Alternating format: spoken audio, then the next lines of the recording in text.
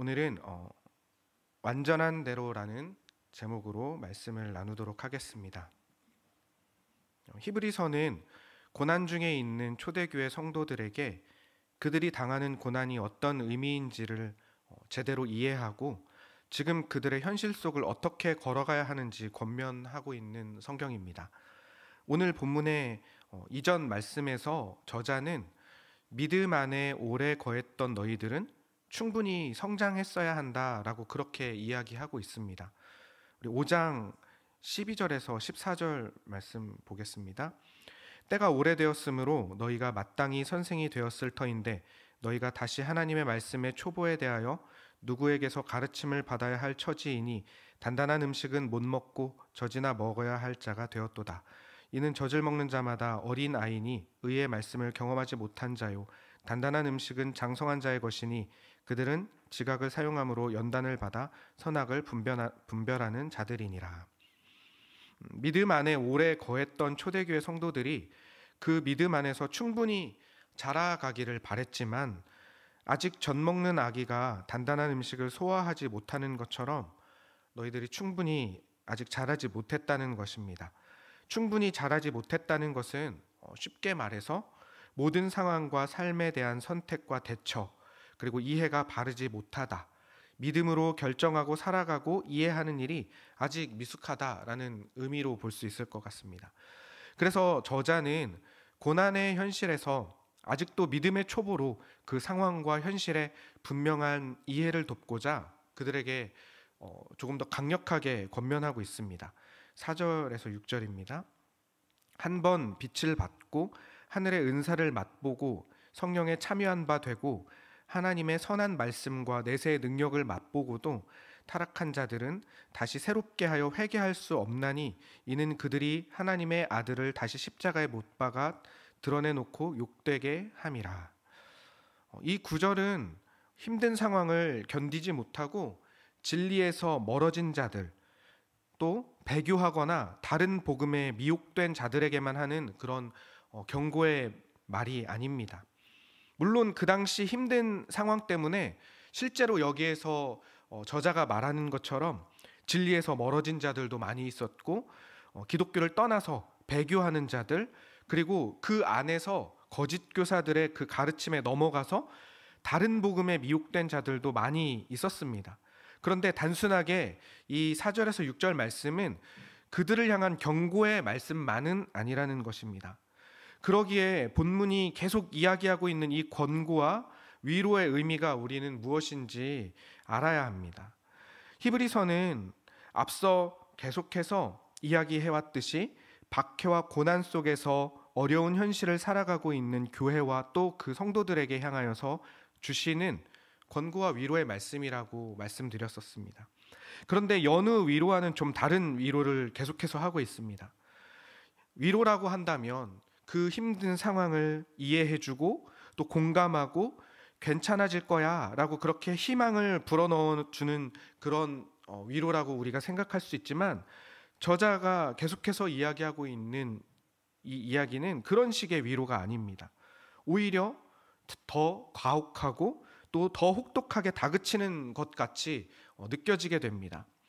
보통의 위로와는 다른 식의 위로를 하는 이 히브리서에서의 위로는 믿음이 무엇인지를 제대로 깨달았을 때 비로소 얻게 되는 위로가 되는 것입니다. 초대교회 성도들은 예수님을 믿고 고백하는 것 때문에 지금 고난을 받고 있습니다. 그래서 예수님을 믿는다는 것과 예수님으로 인한 구원에 담긴 의미를 바르게 깨달아야지, 제대로 깨닫지 못하고 믿는다면 내가 왜 고난을 당하는지 이유도 모른 채 그렇게 힘들게 살아가고 있는 것과 같은 것이기 때문입니다. 저자는 지금까지 예수님이 천사들과 다른 분이시며 또 성경 어떤 선지자들과도 차원이 다른 하나님의 아들이심을 강조했었습니다. 그리고 그런 하나님의 아들 예수 그리스도께서 직접 사람으로 오셔서 친히 행하신 구원이기 때문에 그렇게 얻게 된 구원은 우리의 어떤 것들로도 구할 수 없고 얻어낼 수 없는 귀한 것이다 라고 그렇게 강조해 왔습니다. 이렇게 허락하신 구원이 어떤 특별한 사람들을 위한 것이 아니고 또 일정한 수준 이상의 것들을 가진 자들을 위한 것이 아니다. 그리고 그만한 실력을 갖춘 자에게 주어지는 보상 같은 것이 아니다라는 것이 더 놀랍고 고귀하다는 것입니다. 우리의 어떤 것으로도 절대 얻을 수 없고 구할 수 없는 것을 우리에게 선물로 주셨고, 그것을 그냥 주시는 것으로도 모자라서 약속하고 보증해 주셨습니다. 이제 그렇게 구원을 허락하신 하나님께서는 그 약속에 속한 자들에게 순종이라는 것을 요구하십니다. 야, 내가 너희들에게 구원을, 너희들의 실력과 너희들의 능력으로는 절대 할 수 없는 구원을 너희들에게 선물로 주었으니까 이제 순종이라는 값을 치러라 라는 차원에서의 순종을 우리에게 요구하시는 것이 아니라, 우리가 그 언약 안에 합당한 자들로 성장해 가기를 원하셔서 순종을 요구하시는 것입니다. 그것을 위해서 예수님께서 친히 고난을 순종으로 온전하게 담당하시고 순종하는 모든 자에게 영원한 구원의 근거가 되셨다고 저자는 이야기하고 있습니다. 히브리서 저자는 그러니까 너희들이 걷고 있는 지금의 고난이 그냥 우연히 생겨난 것도 아니고 또 이유 없이 의미 없이 생겨난 고난이 아니다. 지금의 고난이 예수님께서도 걸으신 길이고 그 고난에서도 하나님은 너희를 은혜에 책임 있는 자들로, 어떠한 상황에서도 하나님이 너희들의 아버지이심을 고백하는 실력 있는 자들로 자라게 하실 것임을 이야기하면서 격려하고 있는 것입니다. 그렇기 때문에 이 히브리서의 격려가 여느 위로와 비슷하게 느껴지지 않고 오히려 쓰라리고 아픈 것입니다. 그런데 아프다고 잠시 그 상처를 잊기 위해서 달콤한 사탕을 주는 것이 아니라 그 상처가 나아지고 더 건강해질 수 있도록 지금 당장은 쓰지만 약을 주는 것과 같습니다. 살아가면서 순종에 실패할 때마다 그런데 살아가면서 순종에 실패할 때마다 4절 이하에 나오는 경고의 말씀에 우리는 다시 한번 좌절하게도 되고 다시 부딪히게도 됩니다. 그러면 어떻게 실패하지 않을 수 있는 것인가? 우리의 부족한 순종을 통해서 하나님은 도대체 어떤 것을 이루려는 것인가? 라는 질문이 생길 수 있습니다. 하나님께서는 우리의 부족한 순종을 통해서 구원을 이루어 가시려고 합니다. 그렇다면 구원이 뭔가 부족하기 때문에 우리의 순종을 통해서 그 부족함을 채워야지만 구원이 완성되는 것인가? 그거는 절대 아닙니다. 구원은 이미 예수님을 통하여서 완전하게 이루셨지만 구원의 결과를 그렇게 이루어 놓으신 하나님께서 그 과정을 우리가 걸어가게 하시기로 하셨기 때문에 우리는 그 구원을 이루어 간다라고 그렇게 표현을 하는 것입니다. 그래서 구원 받았으니까 이제 끝, 그런 개념이 아니라 구원 받은 자들은 그때부터 시작인 것입니다. 순종을 통해 구원을 이루어가는 우리를 보려 하시는 그 하나님의 뜻에 합당하게 살아가는 것이 하나님의 우리를 향하여 원하시는 것이기 때문입니다. 구원을 이루어 가시는 완전한 모델을 이미 완전한 예수님을 통하여서 우리에게 보여주셨습니다.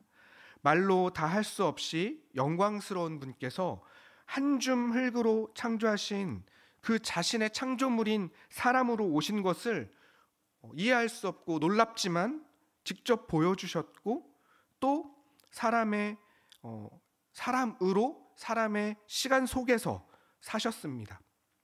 그리고 십자가를 지심으로 고난과 핍박, 조롱과 멸시를 감당하시고 죄의 값을 온전히 치르셨습니다.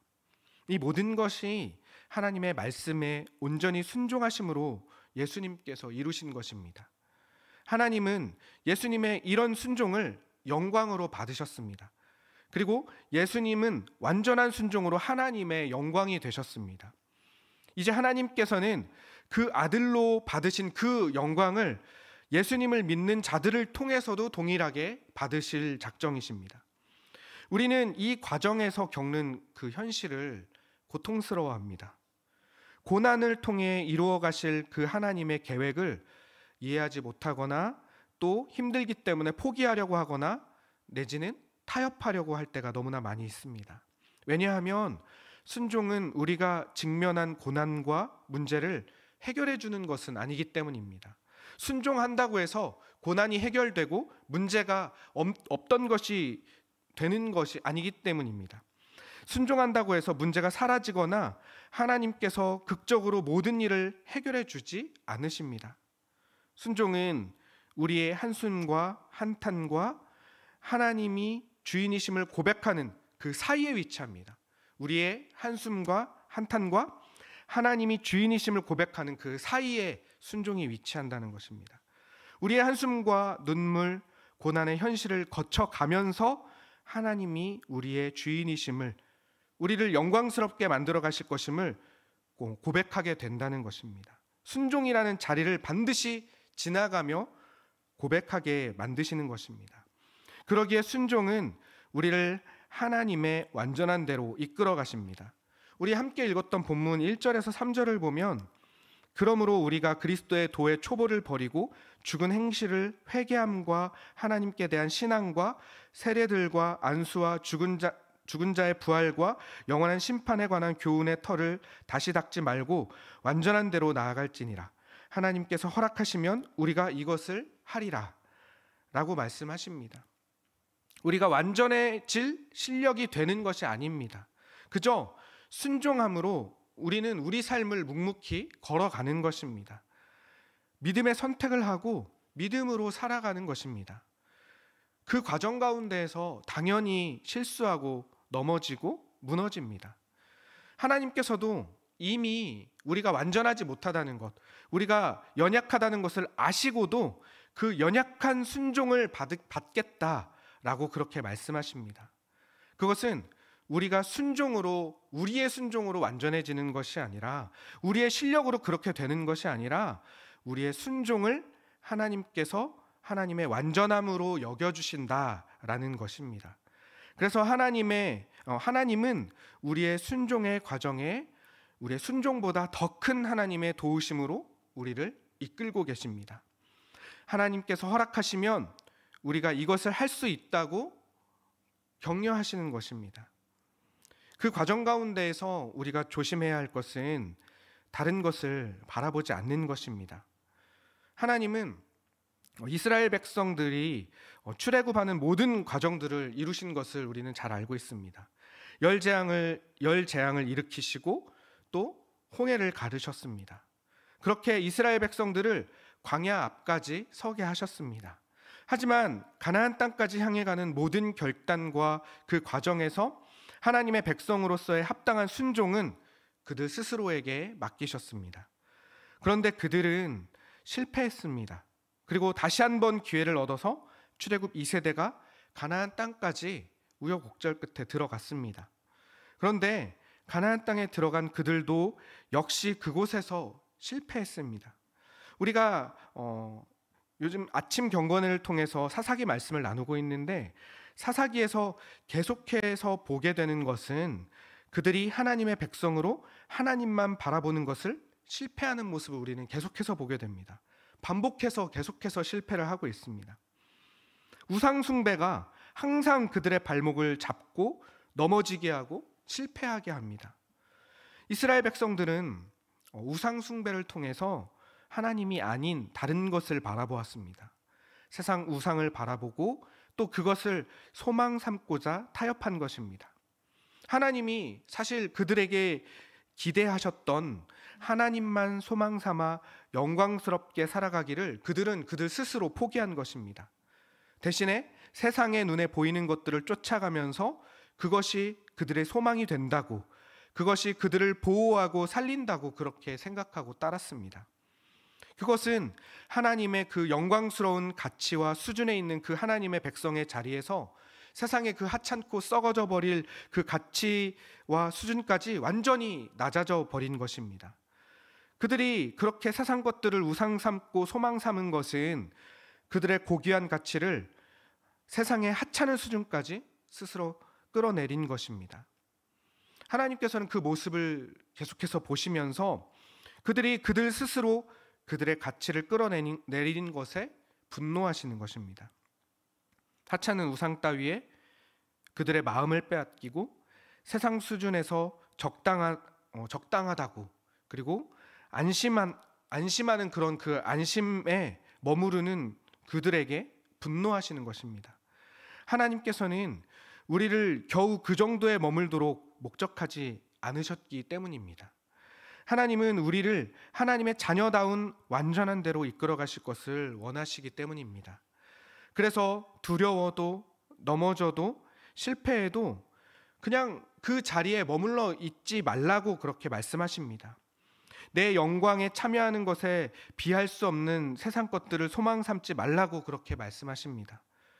우리와 함께 가려는 곳이 얼마나 영광스럽고 위대한 곳인지 너희들이 제대로 알고 제대로 바라봐라 라고 그렇게 말씀하십니다. 너희들의 순종으로 더 가자고 말씀하시는 것입니다. 그런데 우리는 하나님께서 말씀하시는 더 가보자 이 말씀을 어렵게 느낍니다. 때로는 두렵고 걱정스럽게 생각하기도 합니다. 왜냐하면 그 길은 안 가본 길이고 모르는 길이고 많은 사람들이 선택하지 않는 길이기 때문입니다. 하나님께서 그런 길을 더 가보자고 말씀하시기 때문에 우리는 더 두렵고 걱정하는 것입니다. 하나님께서 더 가보자고 말씀하시는 길은 거의 모든 사람들이 가지 않는 길입니다. 그 길은 더 어렵고 손해보고 바보 같아 보이기까지 합니다. 그래서 세상의 모든 사람들이 그 길을 걸으려고 하지 않습니다. 사람들은 눈에 보이는 것들을 쫓아 살아가려고 합니다.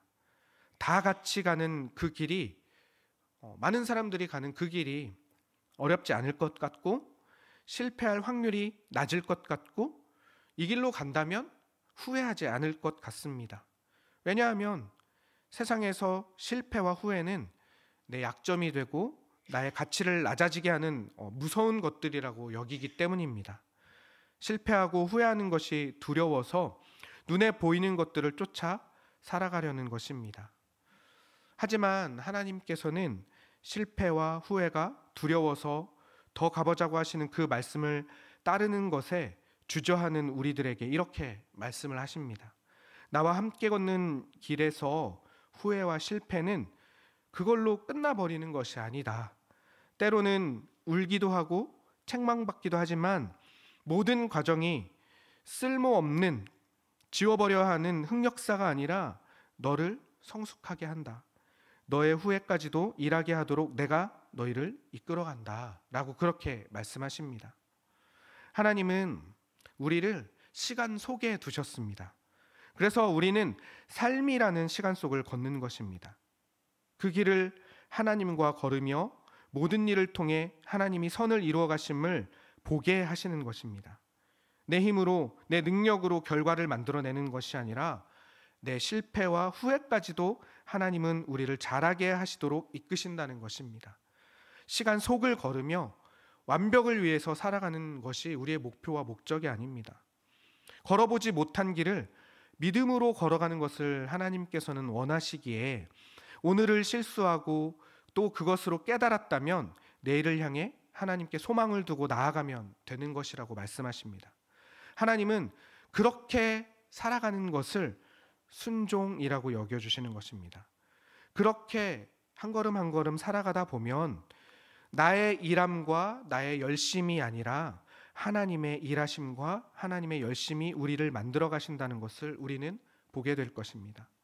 우리 실력으로 삶의 길을 걸어가는 것이 아니라 하나님의 이끄심으로 가게 된다는 것을 우리는 경험하게 될 것입니다. 이것이 하나님께서 우리를 완전한 대로 이끌어 가시는 방법입니다. 우리의 땀과 눈물이 스며 있지만 우리의 실력으로가 아니라 하나님의 실력으로 우리를 이끄시는 것입니다. 하나님께서 야곱과 요셉 같은 그런 성경의 인물들을 인도하시는 손길 속에서도 그들의 모습을 보면 실패와 후회와 눈물이 너무나도 많이 있었습니다. 그들을 하나님이 원하시는 수준까지 그냥 하나님께서 여기에서 여기로 옮겨 놓으신 것이 아닌 것입니다. 야곱은 차자로 태어났지만 장자의 명분을 얻기 위해서 형과 아버지를 속이고 그 이후로는 초라한 인생을 살아갔습니다. 그 야곱이라는 이름처럼 발뒤꿈치를 잡은 자로 살아갈 수밖에 없는 후회와 부끄러움만 남는 인생을 살아가고 있었지만 하나님은 그를 그대로 두지 않으셨습니다. 그의 후회와 실패, 눈물을 넘어서 발 뒤꿈치를 잡은 자에서 하나님과 겨루어 이긴 자로 바꾸셨습니다. 스스로 책임지며 인생을 그저 그렇게 살아가던 자에서 하나님이 책임지시는 인생임을 깨달은 자로 살아가게 바꾸신 것입니다. 요셉도 마찬가지입니다. 형들에게 미움을 사고 팔려간 그 인생에서 무슨 소망이 있었겠습니까? 요셉도 사람이기 때문에 분명히 그 과정들 가운데에서 억울하고 또 형들을 원망하고 분노했을 것입니다. 근데 만약 요셉이 계속 그 원망과 분노에 묶여서 그 삶을 살아갔다면 아마 평생 그런 인생을 살았을 것입니다. 하지만 하나님께서는 그 요셉의 인생을 걷게 하시면서 요셉의 실력을 키우셨습니다. 그 속에서는 절대 소망이 없을 것 같고 선택할 사항도 없고 대안 없는 그 길을 그저 걸을 수밖에 없었는데 믿음으로 걷는 그 속에서 하나님은 요셉의 실패와 눈물을 그리고 원망의 길을 묵묵히 걷는 그 걸음을 순종으로 받으시고 결국은 요셉의 삶이라는 그릇에 하나님의 놀라움이 담기게 된 것을 우리는 볼 수 있게 됩니다. 말씀을 정리하겠습니다. 로마서 8장 28절에서 우리가 알거니와 하나님을 사랑하는 자 곧 그의 뜻대로 부르심을 입은 자들에게는 모든 것이 합력하여 선을 이루느니라 라고 말씀하시는 것이 우리에게 얼마나 큰일인지, 우리에게 얼마나 놀라운 일인지를 우리는 날마다 기억해야 합니다.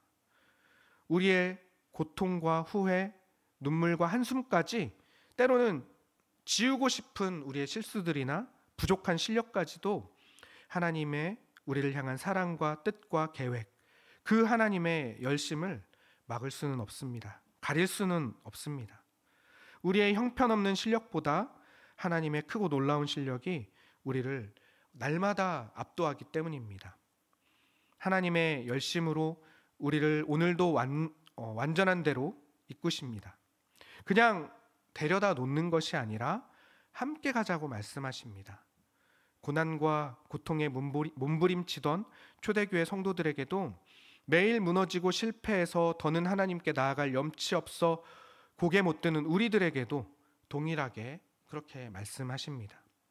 너희의 후회와 실패로도 나는 놀라운 것을 만들어내고 너희는 그 길을 나와 함께 가게 될 것이다.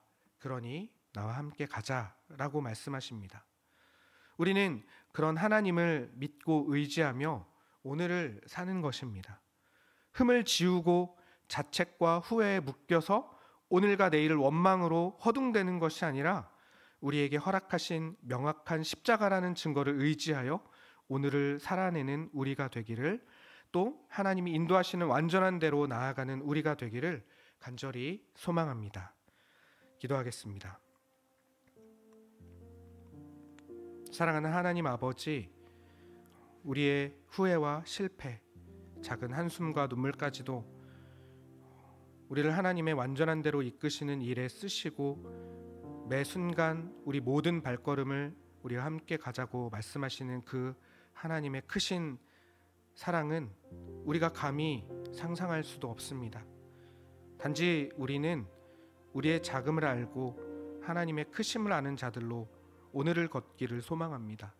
그렇게 걷다 보면 하나님의 완전하신 그릇에 우리가 담겨지는 놀라운 일들을 보게 될 것을 또한 정직하게 고백합니다.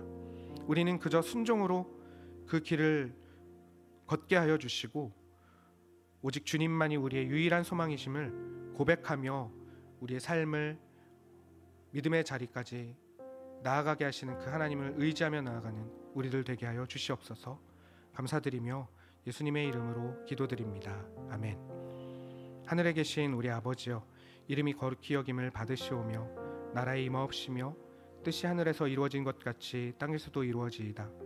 오늘날 우리에게 일용할 양식을 주옵시고 우리가 우리에게 죄 지은 자를 사하여 준 것 같이 우리 죄를 사하여 주시옵고 우리를 시험에 들게 마시옵고 다만 악에서 구하시옵소서.